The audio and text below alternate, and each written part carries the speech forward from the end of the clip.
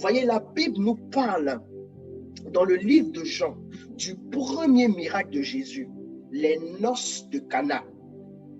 Les noces de Cana en Galilée. Et nous voyons cela dans le chapitre 2. Dans le chapitre 2. Nous voyons cela dans le chapitre 2. Mais quand nous rentrons dans ce chapitre 2, Jean, le chapitre 2. Jean, le chapitre 2.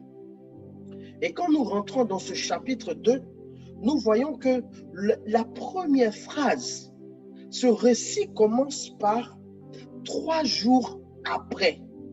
Il eut des noces à Cana en Galilée. Ça, c'est la toute première phrase. Nous voyons que la première phrase de Jean, le chapitre 2, nous dit que 3 jours après, il eut des noces à Cana en Galilée. Mais pourquoi l'auteur sacré, qui est Jean, dit 3 jours après? 3 jours après quoi? 3 jours après quoi? Ça dit que j'ai voulu avancer et l'Esprit de Dieu dit non. 3 jours après quoi? J'ai dit aïe. Bien-aimé, est-ce que comme moi tu te poses la question 3 jours après quoi? 3 jours après quoi?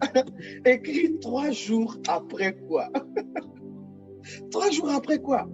J'ai dit, mais je veux avancer pour rentrer dans le texte, pour essayer et 3 jours après, l'Esprit de Dieu me bloque sur cette parole. 3 jours après. Il dit, tu dois comprendre les 3 jours après. Tu dois comprendre ce qui était avant ces 3 jours, avant de pouvoir comprendre ce qui va venir après les 3 jours. Et c'est logique. Et c'est logique. J'ai dit, ah, Esprit de Dieu, tu as commencé encore. Cet esprit, tu as commencé encore. J'ai dit, donc je me pose la question. Oui, Père. Je te pose la question, papa. 3 jours après quoi? Vous savez, mon père spirituel, le frère Mathias Marie, il m'a toujours dit que les mots sont très importants dans la Bible. Et ils peuvent cacher toute une révélation. 3 jours après, c'est bien décrit ça. 3 jours après. Et donc, j'ai donc voulu comprendre ce qui s'était passé avant les noces de Cana. Avant ces 3 jours, qu'est-ce qui s'est passé? Avant que Cana n'arrive, on doit comprendre.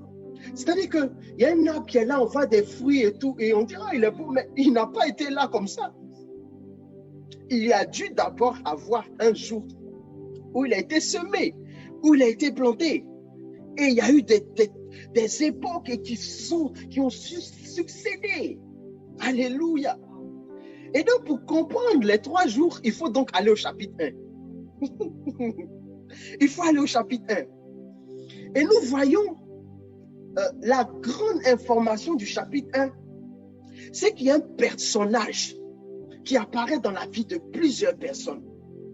Et cet homme, c'est Jésus-Christ de Nazareth. Jésus-Christ de Nazareth apparaît. Et vous allez voir que l'auteur sacré qui est Jean, qui est un prophète, annonce un événement grandiose parlant d'une personne qui viendra. Mais cette personne ne sera pas acceptée. Il dit que cette personne va être rejetée. Mais il dit aussi que tous ceux qui vont l'accepter, ceux-là, ils vont devenir des enfants de Dieu. Je dis waouh. Vous savez, quand nous recevons Jésus, quand nous le recevons comme notre Seigneur et Sauveur, la première dimension de notre être qui le rencontre, c'est la dimension spirituelle qui est en nous. C'est-à-dire que c'est notre esprit qui rencontre Jésus et qui est renouvelé. C'est notre esprit qui est renouvelé. Mais notre dimension charnelle n'est pas encore renouvelée. C'est après le renouvellement de notre esprit que va démarrer le processus de changement de notre être charnel. Et ce processus de changement de l'être charnel peut me prendre du temps. C'est pourquoi nous pouvons voir des chrétiens qui ont accepté Jésus comme Seigneur et Sauveur, mais qui sont toujours dans les choses charnelles.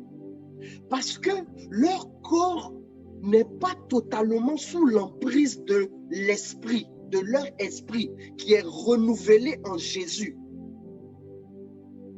Est-ce que vous me comprenez? Quand nous parlons de nouvelle naissance, vous vous rendez compte que le corps charnel n'est pas redevenu bébé.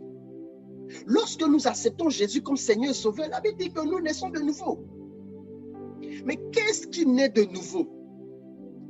Qu'est-ce qui redevient bébé, si vous voulez?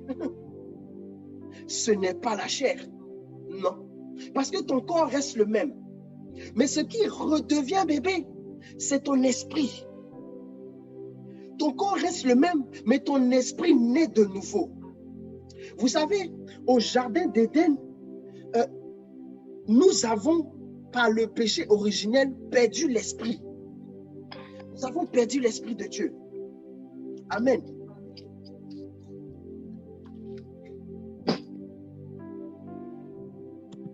Nous avons perdu l'esprit de Dieu. Et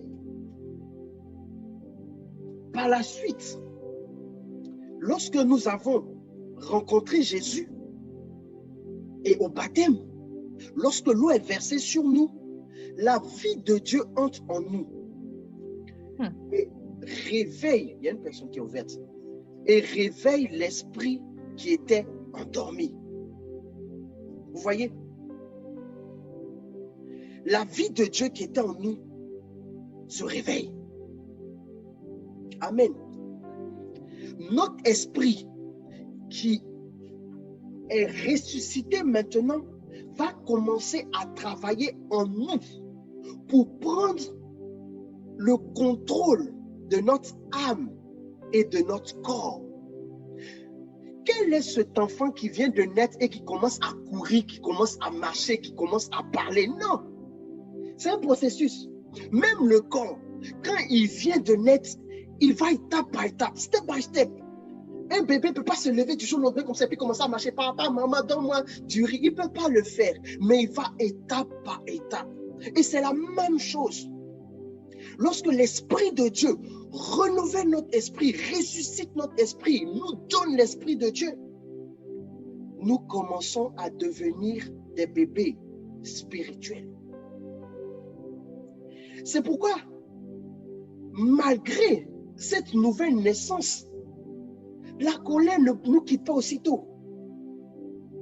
Parce que l'âme, c'est le siège des sentiments. La jalousie ne nous quitte pas aussitôt. La haine, la méchanceté ne part pas comme ça. Notre âme, qui a toutes ces choses-là, colère, méchanceté, nervosité, notre âme qui a ça, qui est le siège de nos sentiments, de notre caractère, ne peut pas être transformé aussi facilement. Un bébé ne peut pas se lever en même temps qu'il vient de naître et commencer à marcher. Non. C'est étape par étape. Et c'est par les exercices quotidiens qui permettront à l'Esprit de Dieu de prendre de plus en plus, d'être de plus en plus fort, de prendre une place plus forte dans notre conception, pour qu'il puisse écraser, dominer, tuer tout ce qui est sentiment mauvais de l'âme, tuer tout ce qui est désir charnel. Mais c'est un processus. C'est un processus. Et si nous ne donnons pas les vitamines que l'esprit recherche pour être fort, c'est pourquoi vous entendez des personnes disent que il faut donner la nourriture que l'esprit doit avoir, la parole de Dieu. Il faut lui donner sa nourriture. Voyez? Parce que de la même manière que notre corps se nourrit pour avoir des forces, l'esprit de Dieu qui en nous aussi se nourrit. Ton esprit doit être nourri. Et si tu ne le nourris pas, parce que vous imaginez, dès que tu acceptes Jésus, tu réveilles un être, tu réveilles un esprit, et pendant qu'il est réveillé, tu ne le nourris plus. Il va pas mourir, mais il va être tout chétif. Il va être tout chétif. Et il n'aura pas la possibilité de pouvoir imposer le dictat spirituel divin sur les autres éléments qui composent l'être humain, notamment la chair et l'âme. Est-ce que vous me comprenez? Est-ce que ce que je dis, vous comprenez? Si quelqu'un comprend, dis yes, yes, yes. Dis yes, yes. Yes, yes, yes. Alléluia. Amen. Est-ce que ça passe? Ça passe d'adhérent. Alléluia. Amen. Et vous voyez, Jésus est ce titre qui apparaît dans le premier chapitre de Jean. Et vous voyez, son apparition, son nom et tout, on dit qu'il va faire des grandes choses. Et c'est un être exceptionnel. Et Jean le Baptiste apparaît aussi en Jean 1. Et il est la première personne à parler de Jésus-Christ. Lorsque les pharisiens lui demandent « Qui es-tu » Il dit « Je ne suis pas Jésus-Christ ». Hey, mais qui a parlé à Jean de Jésus? Hey, mais on n'a pas encore entendu. Vous voyez, Jésus n'a même pas encore apparu. Jésus n'est pas encore présent. C'est-à-dire qu'il est présent physiquement, mais lui et Jean, ils ne se sont pas encore vus. Mais quand les pharisiens voient Jean en train d'agir, ils lui disent « Qui es-tu » Il dit « Je ne suis pas Jésus-Christ ». Hey, il dit « Je ne suis pas Jésus-Christ ». Qui a dit à Jean qu'il y a Jésus qui doit venir? Bien-aimé. Il disait qu'il n'était pas Jésus. Mais ce qui attire mon attention, de la même manière que l'auteur sacré parlait de quelqu'un qui allait venir, parce que Jean qui a écrit ce livre-là, Jean l'apôtre, Jean le prophète, qui a écrit ce livre-là, lui aussi il parlait de Jésus. Lui-même, il a donné une définition très... Vous voyez, quand vous regardez les prophètes qui ont... Bon, pas les prophètes. Quand vous regardez ceux qui ont annoncé le Nouveau Testament, Matthieu, Marc et Luc n'ont pas présenté Jésus de la même manière que Jean a présenté Jésus. Parce que Jean était un prophète. Jean était un prophète. Dis avance. Dis-moi avance. Avance, Daddy, avance. Je vais te dire des choses terribles ce soir. Dis-moi avance, s'il te plaît. Avance, Daddy. L'auteur sacré qui est Jean parle de quelqu'un qui va venir et cette personne, par sa présence, va changer le monde et la condition des hommes. Si ces hommes acceptent cette personne-là. Ce qui attire mon attention, c'est que Jean le Baptiste aussi connaissait cette personne qui allait venir. Bon, c'est vrai qu'il y avait une prophétie qui disait qu'il y allait un Messie qui allait venir. Mais les pharisiens là, ils ne connaissaient pas qui était ce coin-là. À tel enseigne que quand ils ont vu Jean le Baptiste, ils ont cru que c'était le Messie. Ils lui ont dit, c'est toi. Il dit, non, c'est pas moi. Mais lui, il va venir. Il dit, il va venir. Mais vous voyez, ils avaient vu cela dans les livres. Parce que Isaïe en a parlé. Il y a eu des écrits qui ont dit qu'il allait avoir le oint de Dieu qui allait venir. Mais Jean le Baptiste, sa manière de parler ne ressemblait pas à quelqu'un qui lisait. Mais il parlait de Jésus avec une certaine précision. De la même manière que Jean le prophète, qui a écrit la Bible, qui a écrit l'évangile selon Saint Jean, parlait de manière précise. Il savait de quoi il parlait. Or, les pharisiens qui avaient lu dans le livre d'un prophète ne savaient pas reconnaître Jésus, ne savaient pas qui il était. Ah, est-ce que vous me comprenez? Est-ce que vous me comprenez même? Jean disait, je suis la voix qui crie dans le désert. Aplanissez les chemins du Seigneur. Mais il va venir après moi. Il va venir après moi. Je suis simplement venu pour annoncer sa venue. Jean disait, moi je baptise d'eau. Mais il y a une personne, aïe, aïe, aïe, il dit, il y a une personne au milieu de vous que vous ne connaissez pas, qui vient après moi. Jean 1, verset 26. Il dit, moi je baptise d'eau, mais il y a une personne qui est au milieu de vous. Oh my God. Il connaissait avec précision qui était Jésus. Il savait même que Jésus était déjà là. Il dit, il y a une personne au milieu de vous. Il disait, il y a une personne qui va venir, mais après, il dit, il y a une personne qui est au milieu. Ça veut dire que cette personne-là est là. Est-ce que tu peux dire qu'il y a une personne qui est au milieu de vous si tu ne connais pas cette personne-là? Je te pose une question ce soir. Est-ce que tu peux parler d'une personne que tu ne connais pas? Ah, Jésus. Jean disait, il y a une personne qui est au milieu de vous. Et Jean-Baptiste connaissait Jésus. Avant même que Jésus vienne, Jean avait déjà rencontré Jésus. Jean le Baptiste avait déjà rencontré Jésus. Avant même que Jésus ne soit là, il savait déjà que Jésus allait venir. Il savait quand Jésus allait venir. Il savait où ils allaient se rencontrer. Il savait tout ça.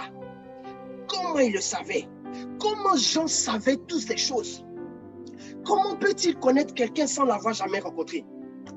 Comment peut-il dire que cette personne est au milieu de vous et que vous ne la connaissez pas?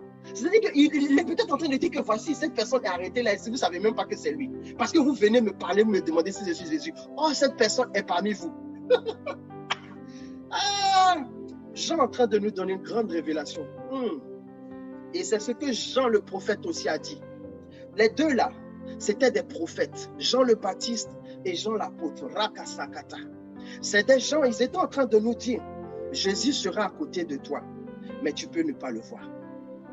Jésus est au milieu de nous, mais plusieurs personnes ne le reconnaissent pas. Jésus est au milieu de nous, mais plusieurs personnes passent à côté de lui et ne le voient pas.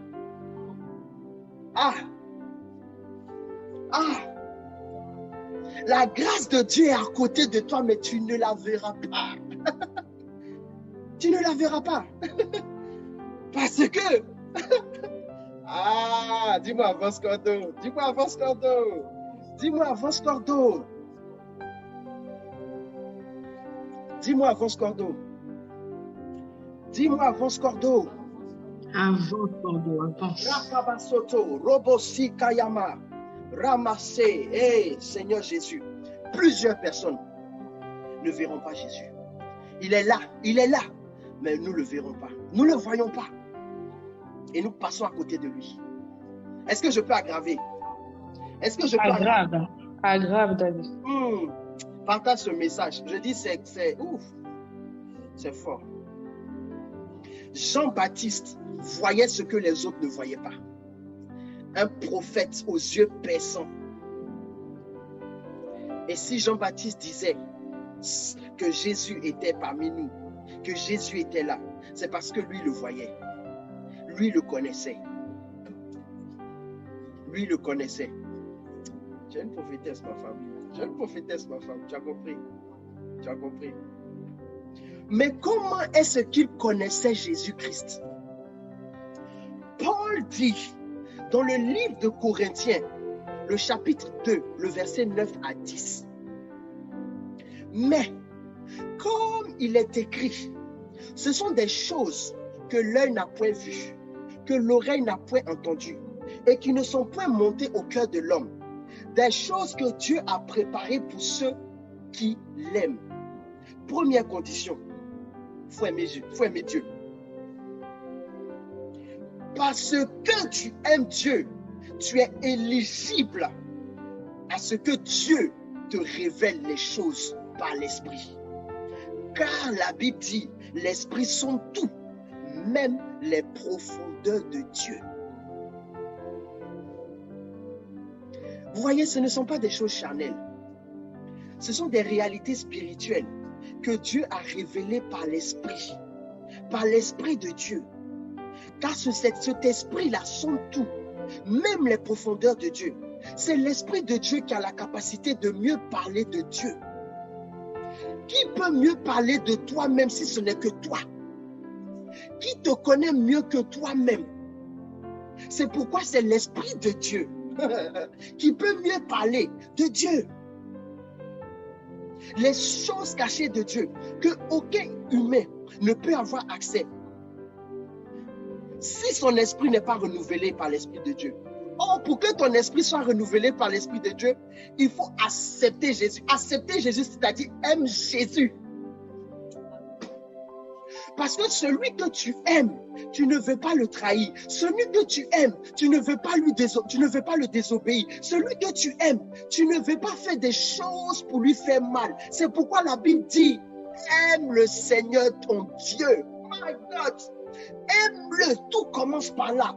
Dès que tu commences à l'aimer, tu es éligible à recevoir les choses de lui. C'est parce que tu l'aimes et qu'il t'aime, il va déposer maintenant sur toi des choses pour être avec lui. Je ne peux rien te donner si je ne t'aime pas. Je ne pourrai rien te donner si je ne t'aime pas. C'est pourquoi Dieu a tant aimé le monde qu'il nous a donné Jésus-Christ, l'amour. Et qui peut mieux parler de Dieu si ce n'est que l'Esprit de Dieu? Et Jean-Baptiste a eu accès à la connaissance des profondeurs de Dieu. Et c'est l'Esprit de Dieu qui lui a dit toutes ces choses-là. Mais comment est-ce que Jean-Baptiste a eu accès à ça? Comment il a eu accès à l'Esprit de Dieu? Puisqu'il n'a pas rencontré Jésus. La Bible ne mentionne pas que Jean-Baptiste a rencontré Jésus avant. Mais comment il sait? Où il a eu l'Esprit de Dieu pour avoir ces informations-là? Pour toi et moi, c'est au baptême que nous avons reçu le renouvellement de l'esprit, le renouvellement de notre mentalité. Par notre baptême, lorsqu'on a mis l'eau qui a lavé nos souillures, qui nous séparait de Dieu, l'eau a enlevé notre péché. C'est comme s'il y avait de la saleté sur nos yeux. Quand l'eau du baptême est versée, elle est venue enlever cette saleté sur nos yeux. Et on a vu le Maître. On dit, ah, c'est ce qu'on ne voyait pas. Et on a eu accès au trône. Le baptême nous a révélé Jésus. L'Esprit de Dieu a pénétré en nous. L'Esprit de Dieu est entré en nous. Et à partir de là, le processus de transformation a commencé. Mais pour être baptisé, il faut rentrer dans un cheminement, il faut rencontrer Jésus, il faut d'abord accepter, et puis après ça, maintenant, court, et puis on s'en va au baptême. Pour que tu te baptises, tu as dû aller dans une église, mais avant d'arriver dans l'église, là, il a fallu que quelqu'un te fasse accepter Jésus d'abord. Et tu es arrivé maintenant, c'est convaincu, et tu dis, oui, je veux vraiment m'engager, rentrer dans un engagement pour dire, oui, celui que j'étais d'accord. C'est comme quand des personnes vont se marier.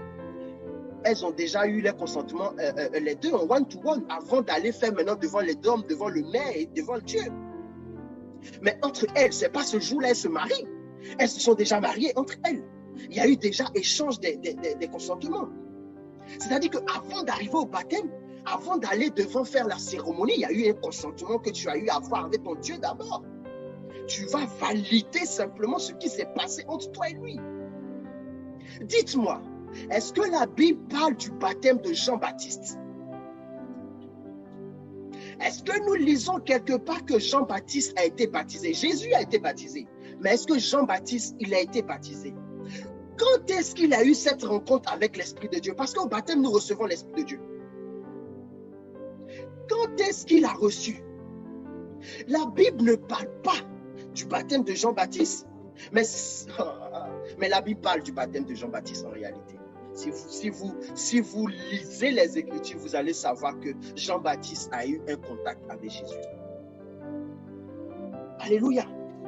Et son esprit a été renouvelé ce jour-là. Jean-Baptiste, depuis très longtemps, a reçu l'Esprit de Dieu. Et cet Esprit de Dieu a pris le temps de le façonner. Vous savez, quand un prophète reçoit l'Esprit de Dieu, il n'est pas automatiquement habile. Il va commencer un processus d'adaptation. Il vient de recevoir quelque chose qu'il ne connaît pas encore. Et il va, souvenez-vous, Samuel, il entend Dieu lui parler. Et il ne comprend pas. Il va voir son maître Élie. Il dit, maître, tu m'as appelé. Maître, tu m'as appelé. Maître, tu m'as appelé. Il ne comprenait pas encore. Il n'était pas encore habitué. Il ne maîtrisait pas le mécanisme. L'esprit qu'il venait de recevoir, il ne le connaissait pas. Depuis qu'il était né, il était consacré. Mais il ne maîtrisait pas encore. Jusqu'à ce que son maître lui dise, si tu entends encore cette parole, dis Seigneur, parle, ton serviteur écoute. Pouf, la configuration a démarré. Vous savez, c'est étape par étape. Les choses de Dieu, c'est étape par étape. C'est pas un... Vous savez, c'est le diable qui donne un coup brouf. Non, Dieu, c'est étape par étape.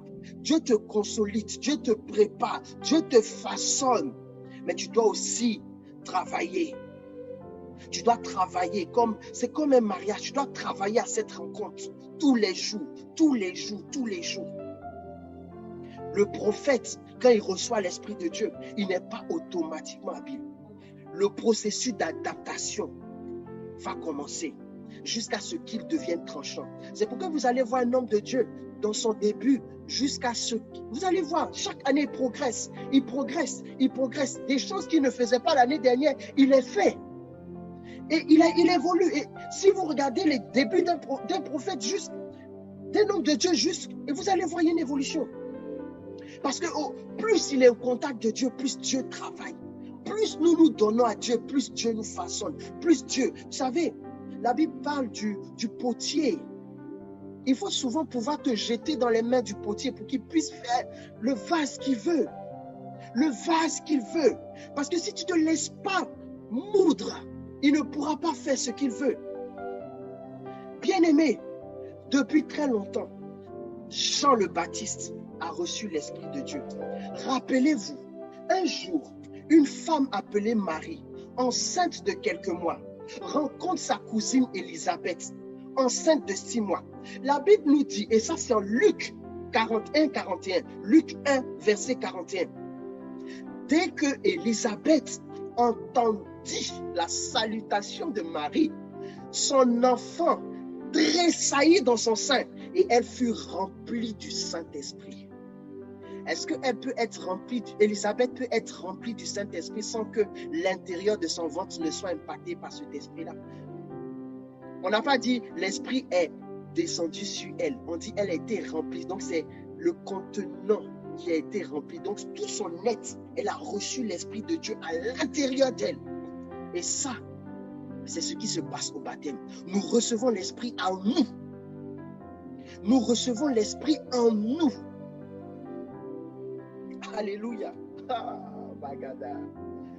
Ah, si ça te fait du bien, partage. Quelqu'un doit entendre ça. Jean-Baptiste était dans le ventre de sa mère lorsqu'il fut impacté par l'Esprit de Dieu. Yes. Et depuis très petit, comme Jérémie le disait, avant que je t'eusse formé dans le ventre de ta mère, je te connaissais. Avant que tu fusses sorti de son sein, je t'avais déjà consacré. Jean-Baptiste avait déjà été connu, consacré.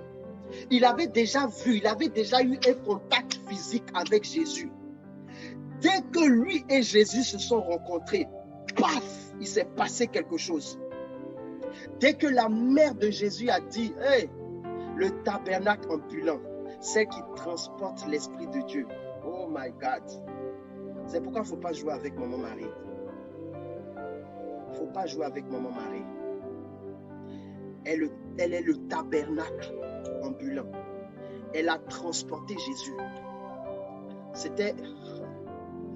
Et quand elle est arrivée chez Élisabeth, effusion. Effusion. À chaque fois que tu vas recevoir Marie, tu recevras une effusion. Tu recevras une effusion. Les effusions que j'ai reçues en faisant simplement le chapelet. Bien-aimé, en faisant simplement le chapelet. Cette prière-là, même quand tu es sensible, quand tu la récites, il y a quelque chose qui se passe en toi. Si tu es sensible. Jérémie disait, Dieu connaît ses prophètes. Et il les consacre avant même leur naissance. Ensemble, il leur donne le temps de s'accommoder à ce qu'ils ont reçu. Parce que c'est un esprit. C'est l'esprit de Dieu. Mais cette réception fait une nouvelle naissance. Et ça va te donner tu dois marcher et essayer de comprendre. Et quand tu comprends après, c'est facile à gérer. Rappelez-vous, est-ce que je peux choquer quelqu'un? Est-ce que je peux choquer quelqu'un ce soir? Choque-nous, papa, choque-nous. Aïe, aïe, aïe. Où Jean-Baptiste était? Quand on a commencé à parler de Jean-Baptiste, il était dans quel endroit? Jean-Baptiste était dans quel endroit quand on a commencé à parler de Jean-Baptiste? Jean-Baptiste était positionné dans quel endroit? Il était dans quel endroit? Positionnement. Positionnement physique, il était où? Jean-Baptiste était au désert. Il prêchait au désert. Pourquoi c'est au désert qu'on a trouvé Jean-Baptiste? Pourquoi c'est au désert? Pourquoi il n'était pas en ville? Ok. Pour que tu comprennes, je vais te poser la question. Pourquoi quand l'Esprit de Dieu est descendu sur Jésus, c'est au désert, il est parti? Est-ce que tu comprends? Est-ce que tu comprends? Vous savez, pour que tu puisses faire ce que tu dois faire, il y a besoin d'un moment d'accommodation avec ce que tu viens de recevoir de Dieu. Même quand on va à l'école et qu'on nous montre des leçons, il y a un moment d'accommodation pour pouvoir emmagasiner tout. Quand tu apprends à écrire, tu ne sais pas écrire aussitôt. Quand tu apprends à conduire, tu ne sais pas conduire aussitôt. Il y a un moment d'acclimatation, d'accommodation où tu dois fusionner avec ce que tu viens de recevoir. Mais je te dis, pour l'Esprit de Dieu, cette fusion se passe au désert.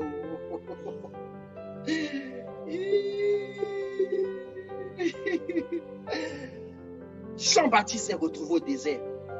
Il a grandi dans son don. Il a grandi dans ce qu'il a reçu. Il a médité là-bas. Il a parlé avec Dieu. Il a découvert Dieu. Il s'est découvert lui-même. Et il s'est compris. Et il pouvait dire enfin, l'agneau de Dieu est là. Il pouvait dire, l'agneau de Dieu est là. Il n'a pas dit autre chose. Il dit l'agneau de Dieu. Pourquoi il dit l'agneau de Dieu? Parce qu'il sait que Jésus va être tué. Jean-Baptiste savait déjà que Jésus allait mourir à la croix. Il dit l'agneau de Dieu est là. Celui qui va se faire conduire comme un agneau et qui va être égorgé, mis sur la croix. Son sang va couler là-bas. Il sait. L'agneau de Dieu est là. Est-ce que quelqu'un peut dire l'agneau de Dieu est là? Shakataya. Est-ce que quelqu'un peut dire l'agneau de Dieu est là? L'agneau de Dieu est là.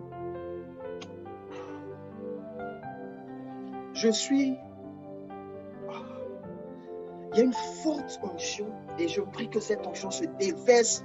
Tu sens ça, bébé? La maison est saturée de la puissance et de l'onction de Dieu. C'est fort. Jean le Baptiste avait été en contact avec l'Esprit de Dieu très tôt. Très tôt. Et donc, il avait été en contact aussi avec Jésus. Il avait eu toute la connaissance de Dieu par cet esprit-là.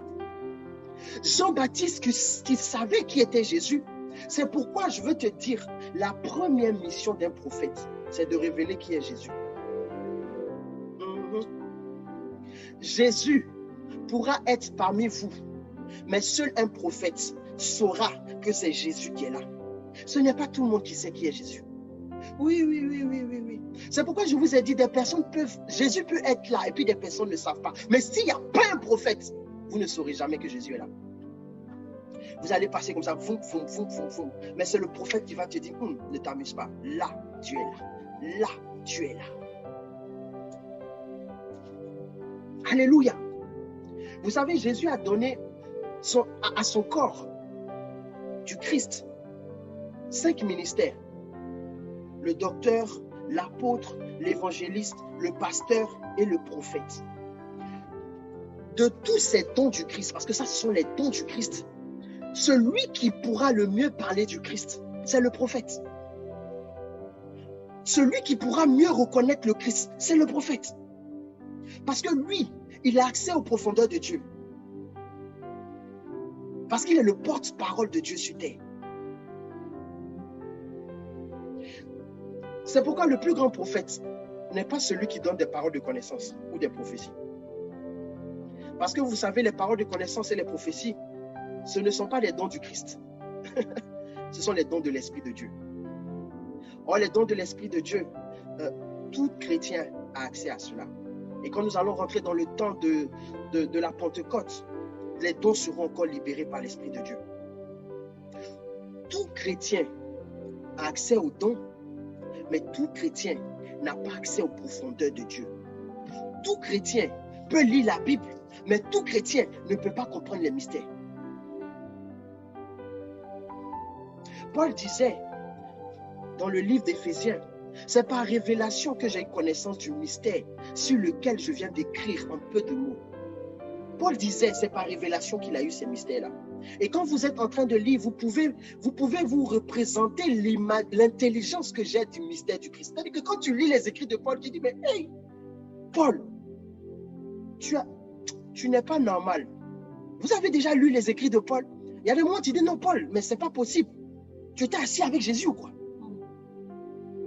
Et Paul dit, il n'a pas été manifesté aux fils des hommes des autres générations, mais lui a été révélé par l'Esprit. Ces choses-là. Paul a poussé dans la révélation. Parce que lui aussi, il a eu accès à l'Esprit de Dieu. C'est un prophète. Regardez tous les livres que Paul a écrits sur la compréhension du Christ. Il a révélé les mystères du Christ. Les prophètes de Dieu sont des personnes qui vont te montrer Jésus, qui vont te révéler les mystères du Christ. Regardez comment Matthieu, Marc et Luc ont écrit les évangiles, différents de Jean, parce que Jean était prophète, les autres là, ce n'étaient pas des prophètes. Parce que le prophète voit ce que les autres ne voient pas. Jean a vu Jésus, il ne le voyait pas les autres. Est-ce que vous comprenez ce que je suis en train de vous dire? Jean le Baptiste dit, voici l'agneau de Dieu qui ôte le péché du monde. Jean 1, 29. My God! My God! Oh Jésus! Il dit pas voici Jésus-Christ. Il dit pas voici le Messie. Parce que les autres allaient dire le Messie. Non, non, lui ne dit pas le Messie, il le connaît. Il sait comment il s'appelle. Il dit il s'appelle l'agneau de Dieu qui va faire quoi? Qui ôte. Il sait même ce que Jésus va faire.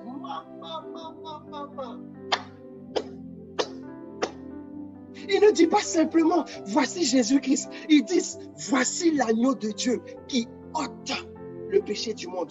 C'est un prophète qui peut te révéler les choses cachées comme ça. Les mystères. Il n'a pas simplement dit il va venir. Il n'a pas simplement dit il est là. Mais il a dit le voici. Il dit le voici. Il a montré qui était Jésus.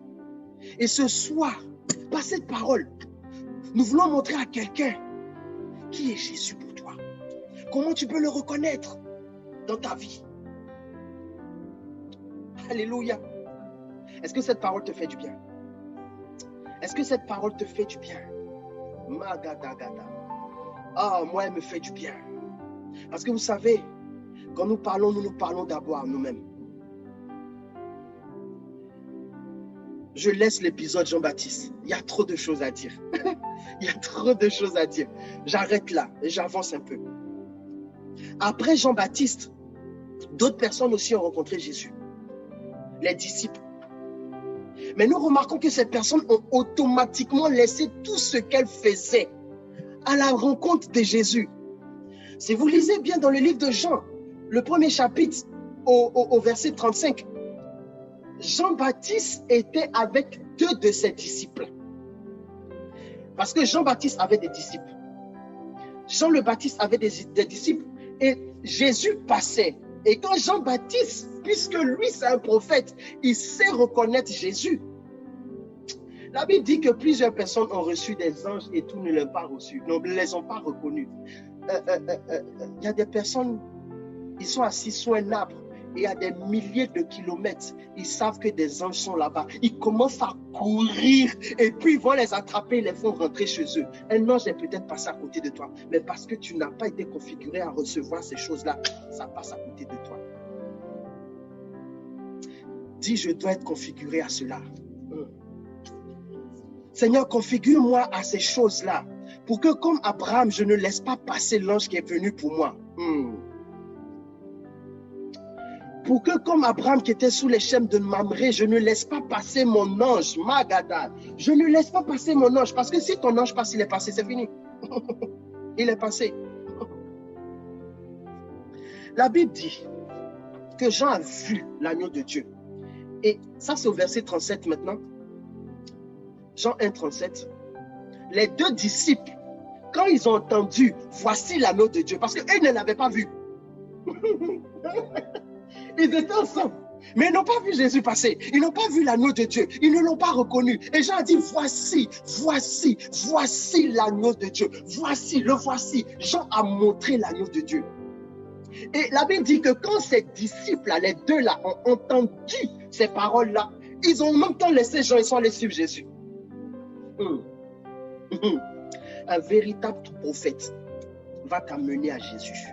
Un véritable prophète va te conduire à Jésus. Un véritable prophète va te montrer à reconnaître Jésus. Un véritable prophète va t'amener à toucher Jésus. Un véritable prophète va t'amener à converser avec Jésus. Bien-aimé. Aïe, aïe, aïe, aïe, aïe, aïe, aïe, aïe, aïe. La Bible dit, quand ils ont vu Jésus, Jésus leur a dit, venez et voyez. Ah, il y a une grande révélation dedans. Le prophète va t'amener à parler à Jésus, mais surtout à voir Jésus. Le prophète va t'amener à grandir dans les choses spirituelles. Le prophète va t'amener à être connecté à Jésus.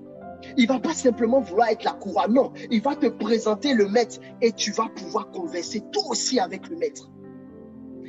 Le maître leur a dit, venez et voyez. Je prie ce soir qu'une personne puisse voir, qu'une personne puisse entendre, qu'une personne puisse comprendre, qu'une personne puisse reconnaître Jésus dans tous les départements de sa vie, qu'une personne puisse reconnaître Jésus. Au nom de Jésus maintenant, recevez cela. Et la Bible dit, ces deux disciples-là demeurèrent avec Jésus. Ils sont restés avec Jésus. Et parmi eux, il y avait, mettez des cœurs, sécurisez cette vidéo. Vous voyez, on parle de grandes choses, Si tu es béni, mets des cœurs, mets un commentaire. C'était André. Parmi les deux personnes qui étaient avec Jean, c'était André. Le deuxième, on n'a pas dit son nom. Mais c'était André, le frère de Simon. Alléluia. En même temps que André a entendu cela et qu'il a rencontré Jésus, il a couru pour aller voir son frère Simon, pour lui dire, je viens de voir le Messie. Et Simon en même temps, paf, a tout laissé. Et il a laissé tout pour suivre Jésus. Amen. Comment des personnes qui ne connaissaient pas Jésus, et automatiquement ces personnes, en le regardant, leur vie change. Ces personnes arrêtent tout ce qu'elles sont en train de faire et elles le suivent. Comment ça? Comment? Est-ce que vous pouvez m'expliquer ça? C'est comme si ces personnes l'attendaient depuis longtemps. Et dès qu'elles le voient, c'est comme s'il y avait un rendez-vous qui est depuis l'éternité programmé. Diagramme.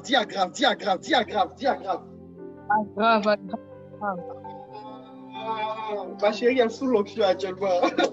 Elle est sous l'onction, bébé. Laisse Jésus en train de faire quelque chose en toi. Je veux nous donner une image. Bien-aimés, soyez disposés. Il se passe des choses mystérieuses ce soir. Il se passe des choses terribles. Vous savez, il y a des personnes qui sont en train d'être plongées dans leur toute petite enfance. C'est ce que le Seigneur me dit. Les personnes sont en train d'être plongées dans leur toute petite enfance et ils sont en train de vivre ce qui s'est passé avec Dieu depuis leur temps d'enfance. Je veux vous donner une image. Tu as convenu avec un ami que vous devez vous rencontrer à 18h. Et à 18h, tu entends ta sonnerie de la porte en train de sonner. Ding dong. Tu sais automatiquement que c'est ton ami. Donc tu lui ouvres la porte et tu constates que c'est lui. Du coup, tu dis, je vais prendre mes affaires et je te suis. Si les disciples et Jésus ne s'étaient pas donné rendez-vous, comment pouvaient-ils tout laisser pour le suivre à sa vue? Dites-moi. S'ils ne s'étaient pas donné rendez-vous, c'est pourquoi certaines personnes, parce qu'ils n'ont pas reçu de rendez-vous, peu importe ce que tu vas dire, ça ne va rien faire, parce qu'ils n'ont pas reçu le rendez-vous. Est-ce que je suis en train de parler à quelqu'un? Jérémie dit, en Jérémie 1, avant que je t'eusse formé dans le ventre de ta mère, je te connaissais. Avant même que tu ne sois né, je te connaissais. Ça veut dire que je sais pourquoi je t'ai amené sur cette terre. Je sais pourquoi tu es là. Les disciples de Jésus se connaissaient. Et ils s'étaient donné rendez-vous pour accomplir une mission. De la même manière, Jean et Jésus s'étaient vus petits là. C'est comme ça des personnes ont rencontré Jésus dans leur vie. Vous croyez que Jésus est venu et puis il a choisi ses disciples là par hasard? Vous croyez qu'il est venu et puis il a vu tel et puis il a dit, ah lui il me plaît, il est beau et puis il a pris? Non, c'est pas comme ça. Comment des personnes peuvent arrêter tout ce qu'elles font pour suivre Jésus? Où vont-elles? Pourquoi le suivent-elles? Qu'est-ce qui les pousse à suivre cet homme-là? C'est-à-dire qu'on ne le connaît même pas. Ni d'Adam et Ève, il apparaît, puis pouf, on lâche tout. Vous allez vous rendre compte que quand vous avez une mission pour Dieu, vous allez faire des rêves qui vont vous annoncer cela. Yes. Ça ne va pas venir comme ça. Un jour, il va venir, puis il va te dire, suis-moi, et puis tu le suis. Non, non, non. C'est un pédagogue. Je vous dis, il va te préparer petit. L'Esprit de Dieu va te préparer. Il va te préparer à des choses qu'il doit faire avec toi. Doucement. Si simplement tu donnes les vitamines à l'Esprit de Dieu, tu lui donnes les vitamines nécessaires pour pouvoir travailler en toi. Si tu donnes les vitamines à ton esprit, les vitamines spirituelles qu'il veut, si tu lui donnes la nourriture qu'il recherche, tu vas grandir et il va commencer à te préparer à ce pourquoi il t'a appelé, ce pourquoi il est venu en toi, ce pourquoi il est sur toi. Il va commencer à te donner de comprendre les choses. Et vous allez voir certains qui vont rêver. Ils sont en train de prêcher, d'autres sont en train de faire l'œuvre de Dieu. En fonction de ce qu'il veut faire avec toi, il va te présenter cela. En rêve, pendant que tu seras en train de dormir, d'autres vont se voir en train de chanter, d'autres vont se voir en train de faire des délivrances, d'autres vont se voir en train de faire des miracles, d'autres vont se voir, mais il est en train de te dire, prépare-toi. En réalité, il est en train de te dire, prépare-toi. Prépare-toi.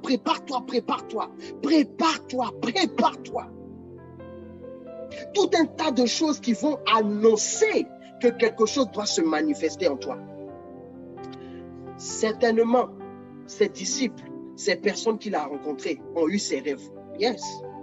Ils ont peut-être même vu leur rencontre avec Jésus, ou ils ont vu peut-être un homme venir les voir. Ils ont peut-être vu Jésus venir les voir et quand ils l'ont vu, ils savaient que c'était lui.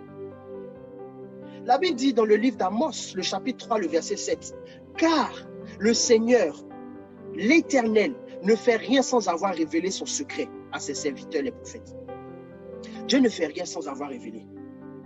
Il dit toujours tout avant de faire. Dieu ne peut pas t'appeler sans que tu ne le saches. Oui. Dieu ne peut pas t'appeler sans que toi-même tu ne le saches. Quelle est cette personne qu'on embauche dans une société, elle-même elle ne sait pas qu'elle a embauché? C'est pourquoi quand tu viens, quelqu'un vient me demander, est-ce que Dieu m'a appelé? Est-ce que Dieu, il vient me dire, s'il te plaît, mon frère, est-ce que Dieu m'a appelé? Faut me dire, qu'est-ce que tu ressens? Est-ce que Dieu m'a appelé? J'ai dit, si celui qui appelle là ne t'a pas vu pour t'appeler, et puis c'est à moi, il va dire, attends-moi. Pour rigoler, quoi. Parce que celui qui appelle, il va te faire savoir qu'il t'appelle. Oui. Il va te faire savoir. Tu sauras. Et ces hommes ont certainement su que Jésus les appelait. Si tu ne sais pas, c'est que ton heure n'est pas encore arrivée. c'est que ton heure n'est pas encore arrivée. Ou tu n'as pas encore donné assez de vitamines à l'Esprit de Dieu pour pouvoir te permettre de voir des choses. Est-ce qu'on se comprend? Un dimanche, en Côte d'Ivoire, à la montagne de Sion, et ça c'est le lieu où mon père spirituel exerce, c'est à Cocody, une ville d'Abidjan. Le frère Mathias Marie est en train de faire un service de Dieu. Il est en train de faire une prière. Et Dieu met à son cœur qu'il y a des personnes dans cette assemblée que Dieu appelle. Il dit, votre appel est particulier. Vous allez tout laisser pour Dieu. Mais Dieu dit de vous dire, n'ayez pas peur, parce qu'il va s'occuper de vous. Il dit, quand le moment va venir, laissez tout, n'ayez pas peur. N'ayez pas peur. Il a insisté et il a dit à ces personnes, venez, venez devant, vous qui ressentez cela en vous. Pour moi, c'était une confirmation. Et lorsqu'il a demandé aux personnes de venir pour qu'il prie pour eux, moi, je ne suis pas parti. Mais je vais vous poser une question. Comment ces personnes ont ressenti qu'elles devaient aller devant pour qu'il prie pour elles? Qu'est-ce qui s'est passé dans le cœur de ces personnes pour qu'elles se lèvent pour partir? C'est parce qu'elles avaient déjà eu une information. Elles avaient déjà eu une rencontre. Elles avaient déjà eu un pacte avec Dieu pour leur dire déjà cela. Et quand l'homme de Dieu dit, en fait, ça vient comme une confirmation. Alléluia. Ce jour-là, je ne suis pas parti devant.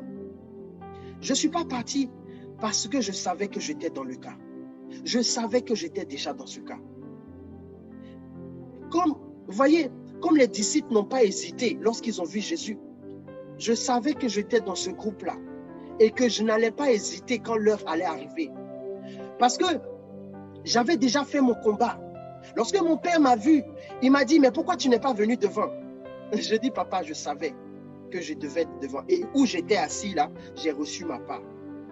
Je suis déjà prêt à tout abandonner, papa. Je suis déjà prêt, j'ai déjà fait ce combat. Comme ce disciple où Jésus lui disait, viens sur moi, il dit non, je vais aller enterrer mon père. Et Jésus dit, laisse les morts ensevelir les morts. Moi, j'avais déjà fait mon combat. Je savais que le jour que Dieu allait me dire, c'est l'heure, j'allais tout abandonner. Je savais déjà. Et j'avais déjà fait cette bataille en moi. Et quand le moment est arrivé, je n'ai pas hésité. J'ai tout abandonné. J'ai laissé mon travail. J'ai laissé même un pays. J'ai tout quitté. Parce que Dieu m'a dit, suis-moi. Mais je l'ai suivi parce que je l'avais vu déjà avant. On s'était déjà vu. C'est pourquoi, quand il vient confirmer cela, je n'ai pas peur. Je n'ai pas peur. Et après, il vient et me dit, voici pourquoi je t'ai appelé. Voici ce que tu vas faire. Voici pourquoi je t'appelle. Voici à qui tu dois parler. Voici ce que tu dois dire. Voici ce qui va se passer. Je t'équipe pour cela. Et vous voyez, toutes ces choses se sont passées 3 jours avant les noces de Cana. Ces choses qui ont montré la venue d'un homme exceptionnel. Parce qu'avant Cana, il y a la rencontre. Mais après Cana, il y a le miracle. Say one more time, baby. I told you again. Avant Cana, il y a la rencontre. Après Cana, il y a le miracle. C'est-à-dire que si tu veux le Cana, il faut le rencontrer d'abord. Si tu veux le changement du vin, de l'eau en vin, il faut d'abord faire cette rencontre qu'ils ont eu à faire là.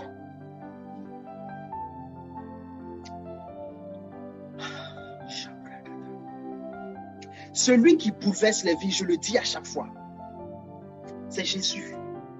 Et quand tu le rencontres, un esprit entre en toi, l'esprit de Dieu. Et c'est cet esprit-là qui va t'amener à marcher comme Jésus. Tu ne peux pas marcher comme Jésus sans l'esprit de Dieu. Ce n'est pas possible. Ce n'est pas possible. On ne peut pas le faire de nous-mêmes. Il faut que l'esprit de Dieu vienne et commence à nous façonner. On peut avoir 50 ans de vie et puis être un bébé spirituel.